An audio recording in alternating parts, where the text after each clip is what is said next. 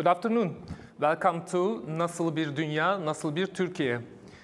As you know, as Mediascope, we organize this program with collaboration of Istanbul Policy Center. Today we will talk about polarization and the pandemic, and we will try to compare Turkey and the United States. Today we have two guests, Professor Senem Aydın Düzgit. Welcome to our program. Hello. Senem Aydın Düzgit is a professor of international relations at Sabancı University and research and academic coordinator at Istanbul Policy Center. And the other guest is Andrew O'Donoghue. Welcome, Andrew. Thank you. It's a pleasure to be here. Andrew O'Donoghue is a researcher at Istanbul Policy Center, as well as the Carl J. Friedrich Fellow and a PhD student at Harvard University's Department of Government. Okay, let's start. We will talk about polarization, as we said before. I will begin with Professor Düzgit. We always say Turkey is a polarized, divided country in terms of social, political, and in many ways. Do you agree with this? Is it a fact, really? Yes, thank you, Murat. I do agree with that statement in the sense that all of the studies on polarization in Turkey suggest that current rates of polarization in Turkey are indeed very high, and that the problem is a very serious one and a very acute one. In fact, when you look at multiple measures of polarization, when you look at all different indices on polarization, we see that Turkey is indeed one of the most polarized nations in the world today. And you see it, you observe polarization in Turkey, both at the political level, that is between political elites, political leaders, at the level of political parties, and also societal level in terms of individuals' feelings, attitudes, perceptions towards one another, depending on their partisan views or partisan perceptions of one another and issues. So at the level of political parties and the political leaders, what we see is that very deep ideological and policy-based deep disagreements between them exist. And when you look at the societal level, we see that citizens who support different political parties hold extremely different opinions on basic facts of recent political institutions, recent events, legitimate structures of government, etc., etc. So almost on every single political issue under question, we see that citizens' perceptions are very highly clouded and shaped by their partisan affiliations and their partisan identities. We see, for instance, that citizens are extremely polarized in terms of their trust in public institutions, and that is significantly important, especially in terms of the effects of polarization on actual democracy and functioning of a democratic system. For instance, in the Turkish case, when you can see that citizens who support the governing party have very high trust in state institutions, whereas the numbers seem to be totally reversed for those individuals who support the opposition political parties, in particular parties like CHP and HDP. And on top of that, in Turkey, we also witness something called societal polarization, in the sense that this is not just a matter of citizens' view of political events and political institutions being shaped by their partisan attachments, but also that polarization is having a direct impact on the interpersonal relationships between people in society. So, for instance, you have studies like the ones conducted by Emre Erdoğan and Pınar Uyan Semerci at Istanbul Bilgi University, which suggest that around 74% or so of Turkish citizens do not wish to do business with people who belong or who support the political party which they feel themselves most distant to. The same goes for intra-partisan views on intra-partisan marriages, that people, for instance, do not want their daughters or sons, etc., marrying somebody who comes from different political persuasions. And the vast majority of the Turkish public seems to think along those lines. And these are, of course, worrying developments. And I think these all demonstrate that polarization in today's Turkey is, in fact, at serious levels, and we should engage with it seriously. Okay, Andrew, Turkey is not only country in the world which is divided or polarized. There are several countries which you analyzed in your book. Democracy is divided, the global challenge of political polarization. You analyzed 9 countries, I think, and Brazil, India, Poland, United States, and so on. And how can you compare Turkey and the United States in terms of polarization? Well, I would say, first of all, that the United States and Turkey are in a class of countries that we consider severe polarization. So that is to say, even when you look at a country that's deeply divided, like Brazil or Colombia or Bangladesh, where polarization has caused really intense levels of democratic erosion, Turkey and the United States are in the category that we, as well as other scholars, like Murat Sommer at Koç University, call severe. And the reason is precisely as Senem mentioned, that there's a really intense level of societal polarization in these countries, like the United States and Turkey. So just to give you an example from the United States, in a 2018 study, 62% of Americans said that the opposing political party was a threat to the country. And almost 20% agreed that the United States would be better off as a society if large numbers of voters for the opposing party, quote, just died. And I think these statistics are exactly why so many people in the United States are afraid of the possibility of violence surrounding the 2020 election, particularly in a country where the president broadcasts messages in support of violence and furthermore has a tendency to question the legitimacy of election results.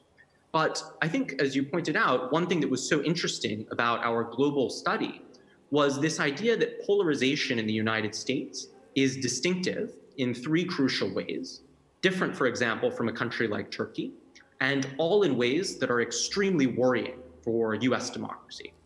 So first, in most deeply divided countries, Turkey is a great example, political leaders and elites have been the main drivers of the polarization. And then partisan divisions only later become entrenched within the society as polarizing presidents, for example, make deliberate efforts to mobilize their political base. And US polarization has in fact followed the opposite course. It started in US society with these huge sociocultural transformations during the civil rights movement and other movements during the 1960s. And the progressive and conservative social movements then pushed the political parties to become more ideologically defined. And what's really remarkable about the US is that until 2016, there was no equivalent to President Erdogan in Turkey or President Chavez in Venezuela. So Donald Trump is in fact the first president in living memory to use polarization as a core political strategy. And for that reason, we think that Trump is much more a symptom of polarization that has been building for decades, and he isn't necessarily a cause in the same way that President Erdogan or Chavez have been. A second feature of US polarization that's very distinctive is that it's been building over a very long period of time. So for example, in Turkey, I think Senem Hoca would argue that the current wave of polarization dates back to 2002, even though the divisions within Turkish society are very long lasting. But in the United States, as I previously mentioned, the current wave of polarization goes all the way back to the 1960s, and it has been steadily increasing for more than half of a century, for more than 50 years. And a final point that's very distinctive about the United States is that in most other countries, polarization grows out of one primary identity division, whether it's ethnicity, religion, or ideology. So for example, in Turkey, the primary divide is between Islamists and secularists, although of course the Kurdish issue adds an important ethnic cleavage as well. But in the United States, all three issues are in full force. So race in the United States is a major political fault line, as the recent protests, of course, over police brutality and systemic racism have clearly demonstrated. Religion matters too, and issues of religion are central to questions about abortion, birth control, and other sort of social issues.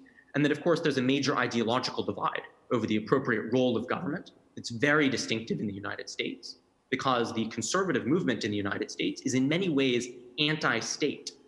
President Reagan, sort of a darling of the conservative movement, made had a very famous quote that the 9 scariest words in the English language are "I'm here from the government and I'm here to help."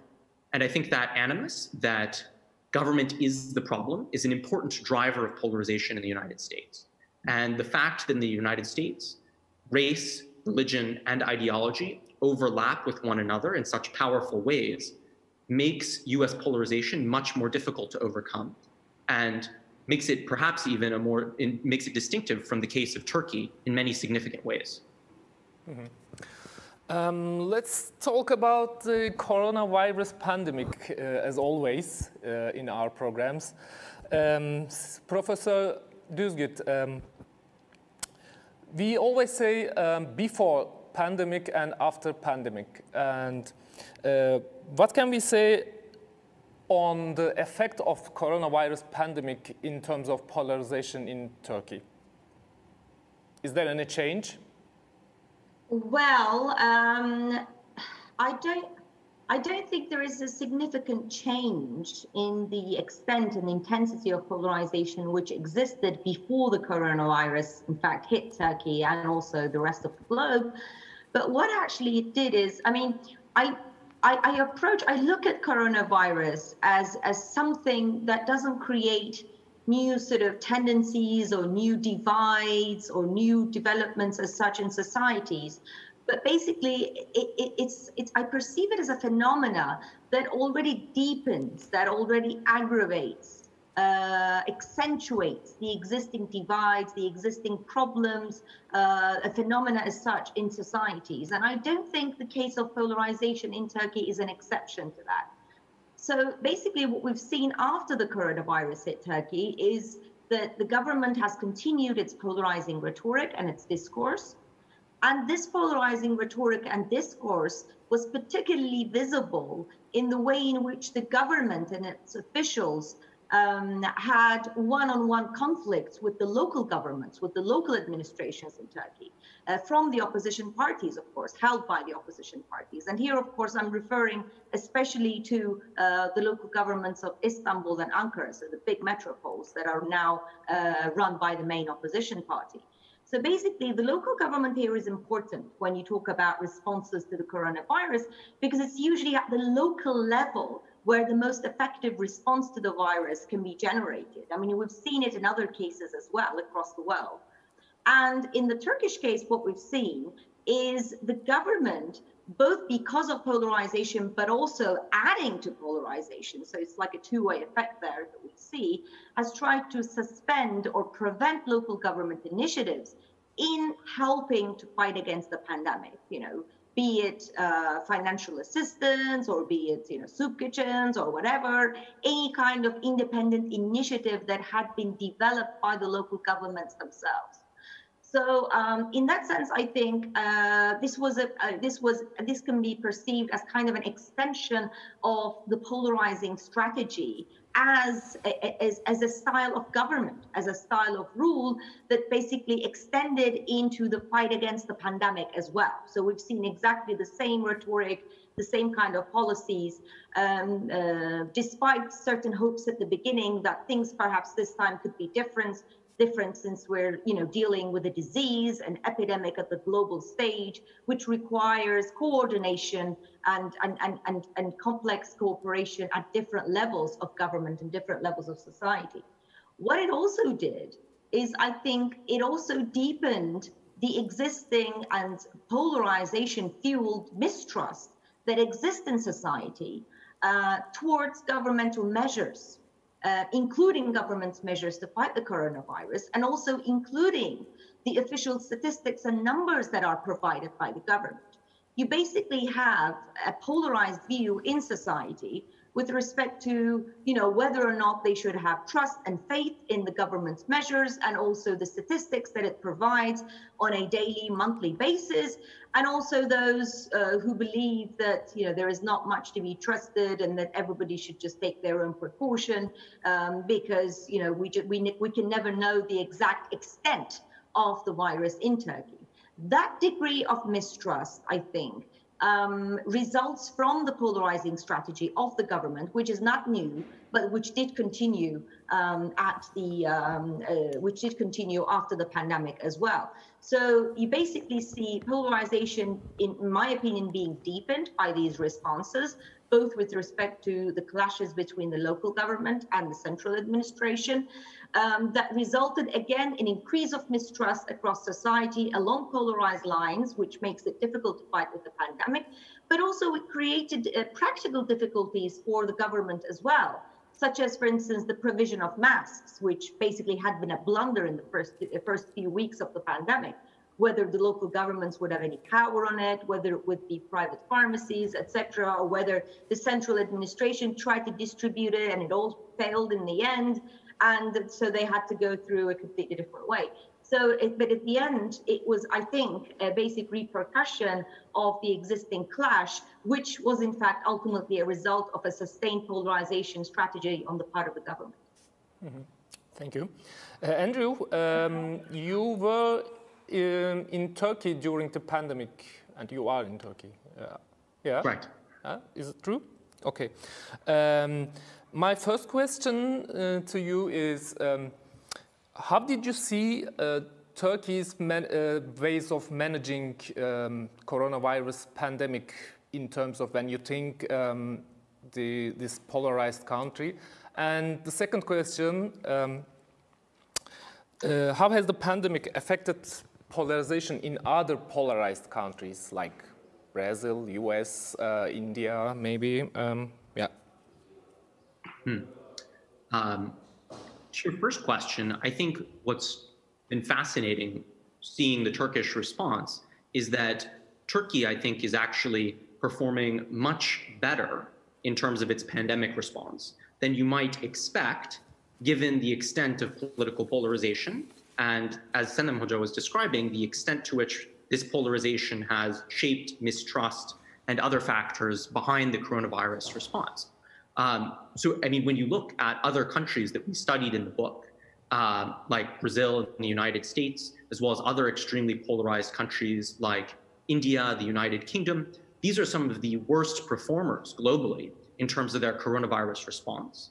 And what's unique, I think, about Turkey is that compared to these other countries, it's actually been relatively successful at keeping a low death rate in terms of the pandemic, even when you account for the likelihood of pretty serious underreporting.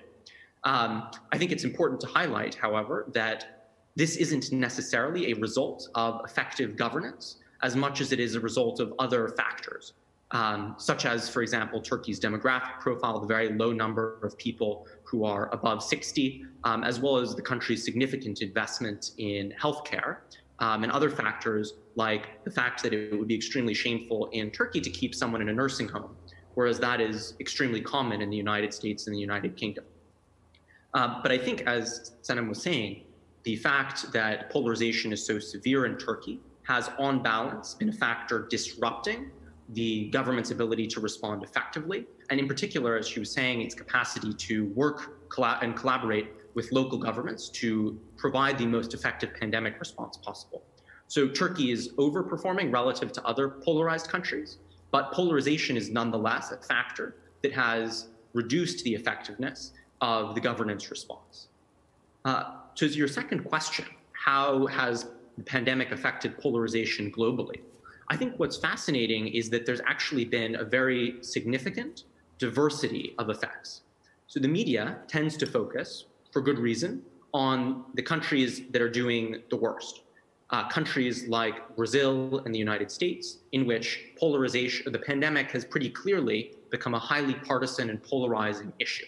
But there's actually a very significant amount of variation. So in some countries, like Chile or India, the pandemic has actually reduced political polarization.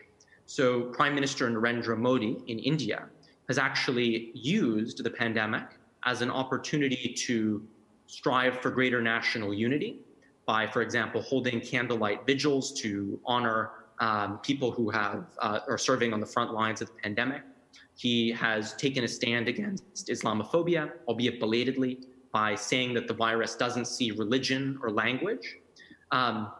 What's unfortunate in the case of India is that even when political leaders do take a stand in cases against polarization, they are often unable to prevent that polarization at the societal level.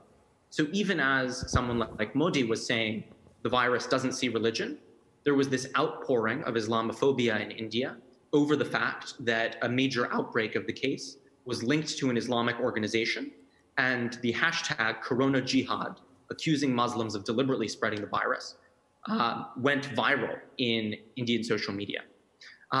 Another pattern that we see in different countries that we've studied is that polarization has increased divisions, not between the opposition and the government, but rather within the government camp. So in a country like Thailand, where the government initially responded very terribly to the pandemic, where there were instances of corruption, for example, in the sale of masks, you saw that it complicated the division because the government was really the government camp was criticizing their own leaders in a way that was previously seen as unprecedented. But unfortunately, what we found in our study of 10 countries during the pandemic is that the pattern that Sanam Hoxha highlighted is in fact the most common one. When you look at countries like Brazil, Indonesia, Poland, Turkey, Sri Lanka, and of course the United States, you see that political leaders have been using the pandemic as a highly divisive issue. And of course, they've been using it in countries, whether it's Indonesia or Turkey, to stifle dissent, especially on social media. Countries that have elections coming up, like Poland, Sri Lanka, and the United States, have seen political actors try to use the pandemic to increase their political leverage and make the election unfair. And for that reason, unfortunately, most of the democratic world seems to be following the pattern of Turkey and the United States. Mm-hmm. When we turn back to Turkey, Professor Düzgit, you emphasize the polarization in Turkey largely elite-driven in your essay in polarization and the pandemic in a report. Yes, largely an elite-driven. Okay. Are there any other drivers of polarization in Turkey?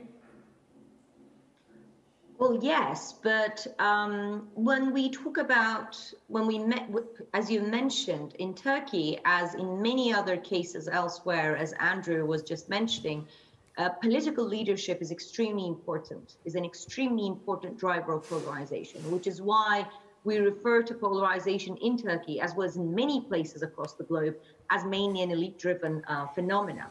Now, it is the primary driving factor because it's elite discourse that really creates the us and them dichotomy. That is the divisions between, the so-called people versus the elite, and the people, of course, or the public will that is represented by the government and the administration versus the elite, the establishment, or whatever, however it's referred to depends, of course, on the local context in question, and where that divide is, first of all, discursively established.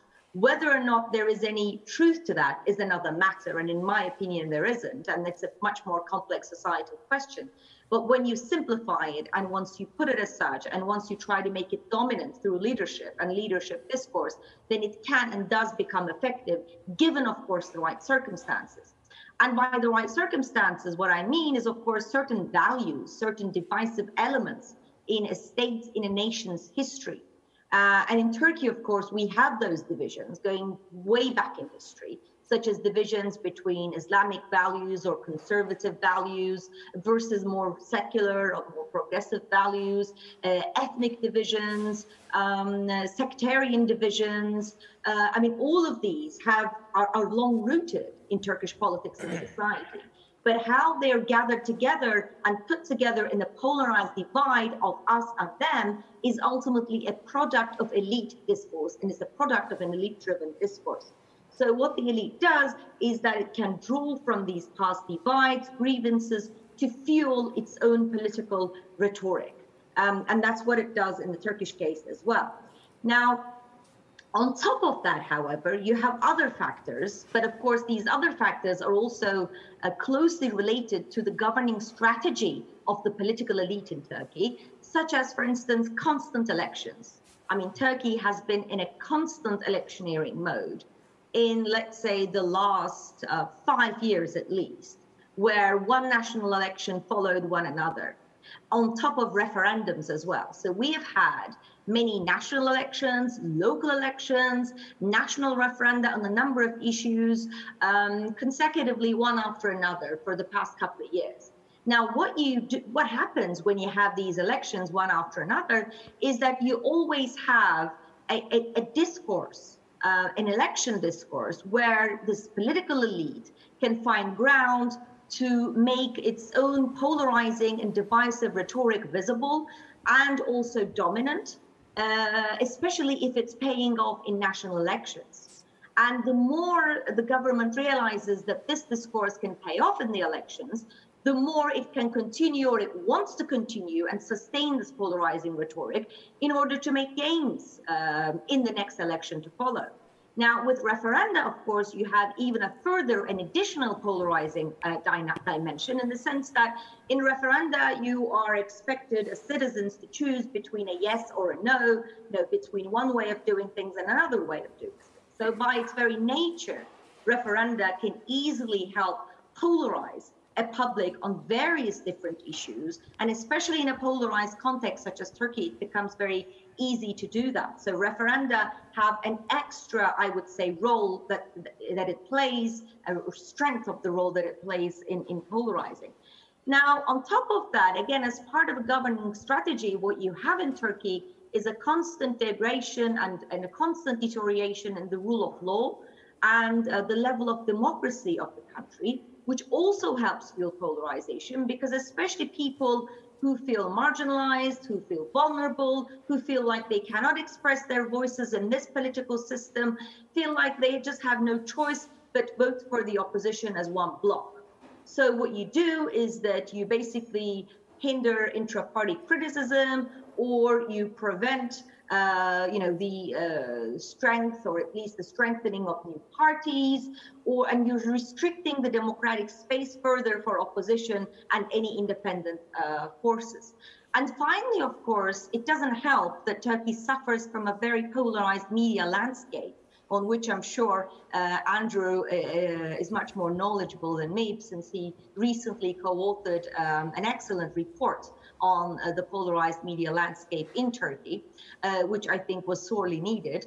Now, what we see is that people in Turkey, of course, I mean, there's one problem that has to do with media independence in Turkey. That's well known, that basically there is no free and independent media. The space for freedom of expression is extremely and increasingly limited. But on top of that, whatever exists that's out there, it's also very much preferred by those people who feel whichever media landscape or whichever media outlet expresses their own views. So in that sense, people turn to listen to those people, to those groups of people who holds the same similar values or political ideas as they themselves do. And this, of course, is referred to, as in the literature, we're familiar with this, by the term the echo chamber effect, which exists in such way of, preferring those ideas or media outlets, etc., which say things, which articulate things like you'd like to hear, but it also extends into social media as well, because you follow with people, you hang around with people, you want to see the posts of those people who you think like you. So you are less and less subject to different opinions or contrasting views from other parts of society, from other parts of the political spectrum, that again contributes to locking people into two blocks or camps of the polarized divide. Okay, Professor Düzgit, I wanted to ask you something on the role of the media, but you answered before I asked. Thank you very much. And let's continue with the role of the media. Andrew, you wrote and published a report which is entitled Turkey's Changing Media Landscape. And according to this report, in a nationwide poll, 70% of Turkish citizens thought that in general, the media presents biased and untrustworthy information. Okay, is the media in Turkey contributing to polarization? Do you agree with this? Yes, I would say it's definitely your fault, Murat. But in all seriousness, I think Senem has made some excellent points on this subject. I think that in addition to the echo chamber effect, there are two distinct trends in the media landscape in Turkey that have been driving polarization in recent years.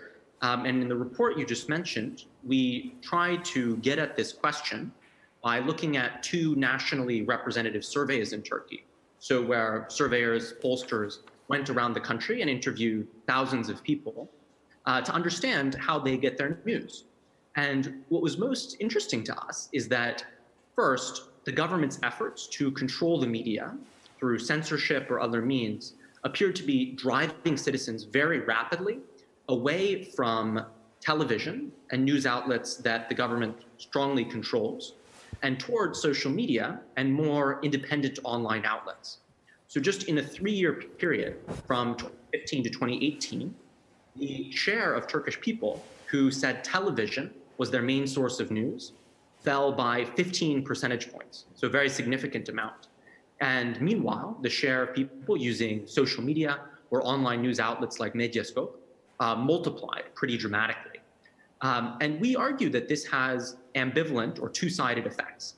On the one side, social media offers an alternative to the pro-government voices that really dominate television and print newspapers. But on the other hand, the trend toward social media and online media for news appears to be very rapidly fueling misinformation and polarization. So a study by 3 scholars at Koç University found that, on balance, people who use social media are more likely to be misinformed, but not just that, they're more likely to be confident that they are correct and more confident about their incorrect knowledge of politics. So social media, in many ways, has opened the door for political parties and foreign actors to spread divisive misinformation. And of course, just the latest example of this is Twitter's revelation that that over 7,000 Twitter accounts were being used to disseminate pro-government and specifically pro-Erdogan narratives via social media. A second trend, similar to the partisan echo chamber effect that Senem highlighted, is the growing usage of partisan media outlets. And what's remarkable is that we can, in many ways, assess how these partisan media outlets are changing voters' views. And a very interesting study by scholars at Sabancı and Koç universities found that when a voter reads a newspaper biased towards their political party, say the CHP, they become less knowledgeable about their own party's political positions. So clearly this is undermining the basis for fact-based political discourse. But moreover, it's opening the door for partisan actors to spread very inflammatory misinformation about the opposing side. I also wanted to briefly just comment more generally on what Senem mentioned about the drivers of polarization in Turkey, because I think also this relates first to the presidential system in Turkey. As Senem Hoca was mentioning, referendums create a binary division, a yes-no choice. And in many ways, that is the great difficulty, is that in Turkey's next presidential election, the presidential system is not really capable of handling the diversity of opposition viewpoints and is really channeling the country towards an us versus them divide. And of course, the presidential system has also centralized political power to an extent that increases the stakes of political competition and effectively creates a winner-take-all competition, which is extremely polarizing. And a second thing is that I think when we think about getting out of polarization, what Senem Hoca mentioned, I think indicates that there's a very clear, vicious cycle of polarization and democratic erosion it is very difficult for countries to break out of. So in the same way that, as we were discussing, that a polarized political system, political parties tend to attack the judiciary and try to turn it into a partisan weapon, that erosion of the judiciary then undermines trust and further increases the divisions between the two political parties. So I think, just sort of building on the excellent discussion of the drivers, we see that polarization tends to become this vicious cycle of tit-for-tat responses. And that's one of the reasons why this issue is so serious and so difficult to overcome. Okay. Final question is same for you both. Are you optimistic or pessimistic for the future? And how do you see future actually? I ask Senem Hoca for Turkey and Andrew for the US. Well, I think there are grounds for optimism, but there are also grounds to be pessimistic. I know this is not a very satisfactory answer. Or as usual. Anything other than that, I think would be too speculative. And as a political scientist, I try to be very cautious with my words and try not to speculate much. Well, I mean, it's always possible to change because we know that this is largely an elite-driven phenomenon. Yes, there are social ramifications. Yes, of course, we do see it in social identifications and people's interpersonal relationships. But the fact that it's mainly elite-driven in the Turkish context, of course, that I'm referring to here, you might have differences in other local contexts, but in the Turkish context, the fact that it's elite-driven also provides some ground for optimism in the sense that a different set of elite constellations or power constellations, a different set of discourse, in that sense, could turn this around and foster a more pluralistic, more cosmopolitan, more inclusive understandings of citizenship, of being, of living together. And I think, one example of that, which had been successful, was perhaps the Istanbul elections, when I think it was shown, of course, there were various reasons as to why the governing party was defeated in those elections. But I think those elections were also important in showing that a more pluralistic political discourse, a more inclusive political discourse could also make it at elections. And you don't have to necessarily polarize in order to win elections. I think it's important for political leaders to understand or to get the message that in order to win elections, you don't necessarily have to polarize the electorate. And once that message sinks in and is articulated successfully and is combined with successful policy proposals, I think there is ground for hope. On the other hand, for the very short-term immediate future, there are also serious grounds for pessimism in the sense that we have conducted another study, which we published in an academic journal about 3 years ago, where we found that the Turkish political elite is currently polarized on whether or not polarization exists in the country. So polarization exists also at the level, at the level of acknowledging the presence, the existence of polarization itself. So if you ask the public, it's not, you don't see the same kind of polarized divide. In fact, it is observed in various different measurements that, majority of the Turkish public believes that, Turkish society is polarized. But you don't see that acknowledgement at the level of the elite. So there is a huge division between the political elite on whether polarization exists or it doesn't exist. And what this does, of course, is that the governing elite doesn't feel any need to change its discourse or its tactics, which also it believes that it still favors itself in any kind of elections. And also on top of that, it makes the opposition who believes and who argues that polarization does exist feel even more marginalized, more vulnerable, and more excluded, and more locked into its own camp, which brings me, obviously, which links into the very first comments I was making at the beginning of the program. So, and this creates serious ground for pessimism. Now, perhaps just to end on a hopeful note, since we're talking about the corona pandemic as well, and since you mentioned we talk about, we're discussing a pre and a post-corona world, it looks like the coronavirus will be here with us for a while, right? I mean, at the beginning, we all thought, is it going to be a few months or a few weeks or whatever? I think it's now sinking in that this might last much longer than most of us at least, have expected. And one consequence of this might be that needs-based assessments or policy choices or preferences of the society might become more predominant in their political choices. That is, whether or not there is effective governance, whether or not citizens are facing effective delivery of services, whether their basic needs in health or food security and similar issues relating to their basic needs are met.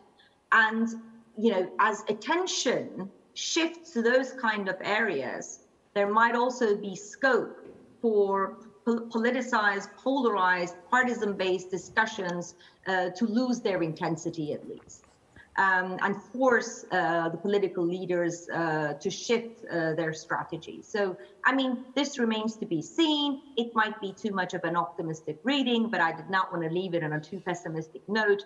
And I also think that this is something to watch out for, not just in Turkey, but also in other parts of the world.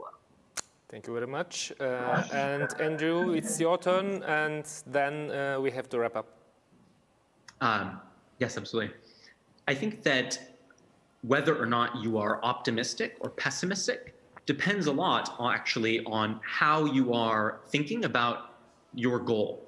And I think that unfortunately, a lot of the discussion about polarization aims at the idea of ending polarization, of overcoming polarization, or restoring this mythical consensus that never actually existed in the past. And I think that if you set that as your goal, can we overcome polarization, you will absolutely be pessimistic. But I think that's the wrong goal. I think that it's much better and more effective to think in terms of trying to manage this problem, to mitigate its harmful effects, and to accept that a certain amount of division, partisan division, is actually constructive and healthy in a democratic society. So with that in mind, I think that thinking about the United States and whether or not we can manage our divisions in a more productive way, that the sort of answer to your question is that I am pessimistic in the short term, but optimistic in the longer or medium term. So in the short run, for example, the tremendous strain caused by the coronavirus, but also these protests over systemic racism in the United States will almost certainly intensify political polarization in the short term. Even with a president like Joe Biden, who has run basically as a non-ideological candidate, and who doesn't really have a single identifiable policy proposal other than beating Trump, even under a president like Biden, polarization will increase in the short term because the country will need to reckon with this issue of racial injustice, economic inequality that has been laid bare by the pandemic, and of course the tremendous strain this has placed on an already broken US healthcare system. But I think that this increase in polarization should actually be seen as a positive outcome.